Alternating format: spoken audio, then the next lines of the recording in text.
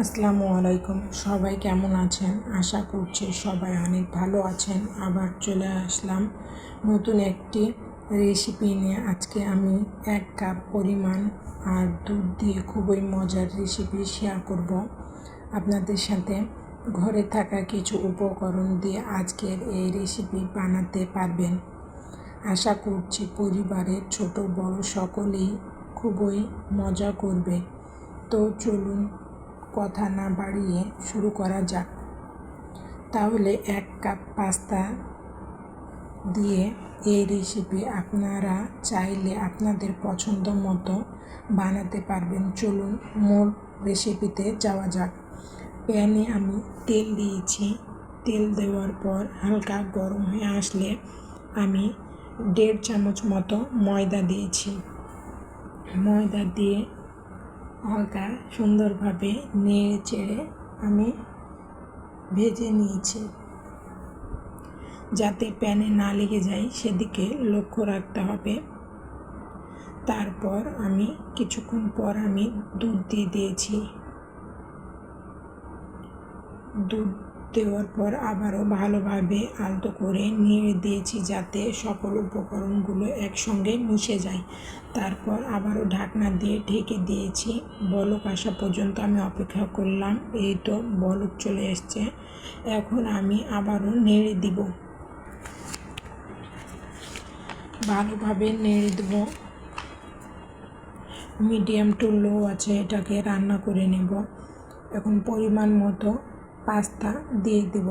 Pasta দেওয়ার পর আলতো করে আবারও সকল উপকরণগুলো দুধ আর পাস্তা যাতে মিশে যায় আবারও আলতো করে নেড়ে দিতে হবে। তারপর ঢাকনা দিয়ে ঢেকে দিব সিদ্ধ হবার জন্যে। এই তো সিদ্ধ হবার জন্যে বলক চলে এসছে। এখন আমি আবারও আলতো করে নেড়ে দিলাম। মিডিয়াম টু লো আছে, এটাকে আমি রান্না করে নিচ্ছি।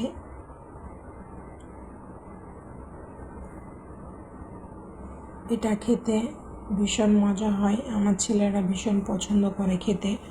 হোয়াইট সস পাস্তার সাথে আরও কিছু উপকরণ আপনারা মিশাতে পারবেন।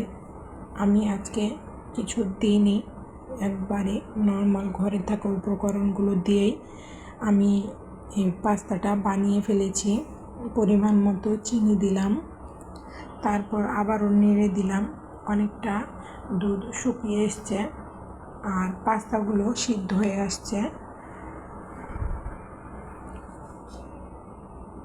আবারও ঢাকনা দিয়ে ঢেকে দিলাম। কিছুক্ষণ পর ঢাকনা আবারও তুলে নিলাম। এই তো পরিমাণ মতো চলে এসছে। এখন আমি গোলমরিচের গুঁড়ো আর চিলি ফ্লেক্স দিয়ে দিব। আমি বেশি ঝাল করব না, কারণ আমার বাচ্চারা খাবে, সেজন্যে আপনারা আরও কিছু মশলা অ্যাড করতে পারেন। আমি এখানে আর কিছুই মশলা অ্যাড করব না। এখন আলতোভাবে নেড়ে দেব। নেড়ে দেওয়ার পর কিছুক্ষণ পর আমি নামিয়ে নেব। আপনাদের যদি এই রেসিপিটা ভালো লেগে থাকে অবশ্যই আমাকে সাপোর্ট করবেন এবং পাশে থাকবেন এরকম নিত্য নতুন রেসিপি পাওয়ার জন্যে। সাবস্ক্রাইব করে পাশে থাকবেন। সবাই ভালো থাকবেন, সুস্থ থাকবেন। পরবর্তী ভিডিওতে আমন্ত্রণ রইল। আল্লাহ হাফিজ।